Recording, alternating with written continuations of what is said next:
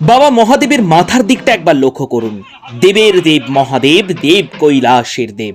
হিন্দু ধর্মের বহু যুগ ধরে চলে আসা চড়ক উৎসবকে কেন্দ্র করে ঘটে গেল এমনই এক অলৌকিক কাণ্ড, যেখানে নদিয়ার অত্যন্ত জাগ্রত এই খ্যাপাজাদের মাথায় চাপানো হলো তিনটি আকন্দের ফুল, আর তার সাথেই চলল ঢাকের তালে চুল ঝাঁকিয়ে বাবা মহাদেবের নাম মুখে নিয়ে সন্ন্যাসীদের করুণ প্রার্থনা।